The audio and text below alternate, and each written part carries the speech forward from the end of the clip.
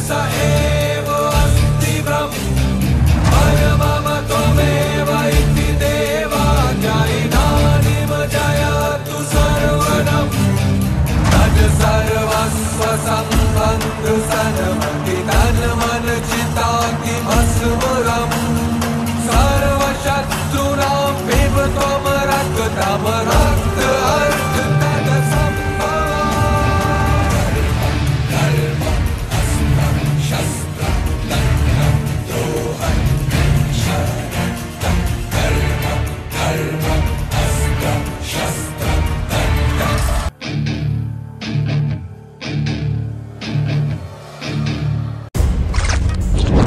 नब्बे के दशक में बिहार में लालू यादव की सरकार बनी, जिसके बाद ही वहां अपराध का वो दौर शुरू हुआ जिसका असर गली के गुंडों से लेकर पॉलिटिक्स तक पड़ा। लालू यादव ने अपने जंगल राज में शब्दों की वो डिक्शनरी ही तैयार की थी जिसकी गूंज हर गली और हर मोहल्ले में सुनाई देती। और तब बिहार में पढ़ा जाने लगा था क से क्राइम, और बिहार को कांपने पर जो मजबूर करता था वो था इसी क्राइम से पैदा हुआ ख से खतरा। खतरा इसलिए क्योंकि दिन दहाड़े क्या पता कब किस पर चल जाए, ग से गोली। और जनता ही नहीं, जानवरों को भी गोली देकर जो उनका हक मारा जाता था उसे कहा जाने लगा घ से घोटाला, जैसे कि चारा घोटाला। जैसे आज अंगे का मतलब कुछ नहीं होता, वैसे उन दिनों पुलिस का भी कोई मतलब नहीं होता था, सब चलता था खुल्लम खुल्ला। लालू ने बिहार को शिक्षा के नाम पे जो लॉलीपॉप दिया था उसका नाम था 6 से चरवाहा स्कूल, जहाँ पढ़ाई से ज़्यादा बच्चों को मिलता था 6 से छुट्टी। 90 के दशक का लालू का वो राज जिसे आज कहते हैं जैसे जंगल राज। जंगल राज इसलिए क्योंकि रोज सुबह शाम बिहार में होता था झ से झंझट और झाम। जैसे लालू ने 15 सालों में बिहार में कुछ नहीं किया, वैसे ही सूना रह गया था बेचारा यहाँ। इसके बाद नंबर आता है ट से टेंडर का, जिसे हिंदी में ठ से ठेकेदारी भी कहते हैं। और इसी टेंडर के लिए रोजाना खून की होली खेलता था लालू का चहेता रीतलाल यादव। टेंडर पाने के लिए सबसे ज़रूरी होता था अपने नाम का ड से डर बनाना, और डर कोई ढ से ढक्कन नहीं बनाता है।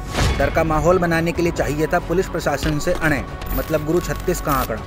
2 भाइयों को त से तेजाब से नहलाकर भी डर बनाया था शहाबुद्दीन ने, जिसके बाद पूरा सीवान ही नहीं बिहार भी शहाबुद्दीन के नाम से थ से थर थर कांपता, क्योंकि द से दादागिरी शहाबुद्दीन लालू के दम पर करता था।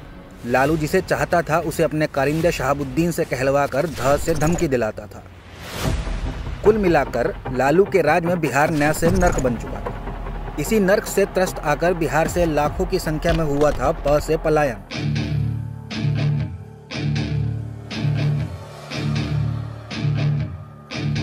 अकेली बिटिया पटना से निकल करके अगर गुजरात आती होगी तो गुजरात की सीमा में जब ट्रेन पहुंचती होगी तब तक तो मां जागती होगी कि बेटी ट्रेन कहां तक पहुंची। जैसे ही मां को पता चलता होगा कि ट्रेन गुजरात में प्रवेश कर गई है, मां सो जाती होगी। बेटी अब तुम सही सलामत जगह पे पहुंच गई हो, मैं सो जाती हूं। अनगिनत बातें ऐसी है मित्रों जो हमें और आपको जोड़ती है। भाई बहनों, गुजरात और बिहार का एक विशिष्ट नाता रहा है। चिंता मत कीजिए, गुजरात का दिल इतना बड़ा है हम कुछ छोटा पढ़ने नहीं देंगे और आपको छोटा होने भी नहीं देंगे। एक समय था कि कलकत्ता में सबसे ज्यादा जनसंख्या बिहार की होती थी। मूल बंगाल के बाद अगर वहां बाहर से आए हुए लोगों की सबसे बड़ी तादाद में संख्या कहीं हो तो कलकत्ता में बिहार की थी। मुझे लगता है शायद सूरत ने वो रिकॉर्ड तोड़ दिया। आज सबसे ज्यादा बिहार के लोग किसी एक शहर में शायद रहते हो, संभव है वो सूरत होगा। शायद बहुत कम लोगों को मालूम होगा कि अगर सरदार पटेल न होते क्या राजेंद्र बाबू इस देश के राष्ट्रपति बन पाते? देश को एक करने का काम कभी चाणक्य ने किया था, जिसका जन्म बिहार की धरती पर हुआ था, और दूसरे सरदार ने किया था जिसका जन्म गुजरात की धरती पर। मतलब बिहार की पहचान नालंदा विश्वविद्यालय से थी। आज भी शिक्षा की ऊंचाइयों को देखा जाए तो 2 नाम सदियों पहले के प्रमुख रूप से आते हैं। एक नालंदा विश्वविद्यालय का आता है और दूसरा वल्लभी विश्वविद्यालय का। एक ही समय काल था, एक पूरब में था तो दूसरा पश्चिम में था, एक बिहार में था तो दूसरा गुजरात। एक सरदार पटेल थे जिन्होंने बिहार के राजेंद्र बाबू को राष्ट्रपति बनवाया था और एक बिहार के जयप्रकाश जी थे जिन्होंने गुजरात के मोरारजी भाई को प्रधानमंत्री बनाया।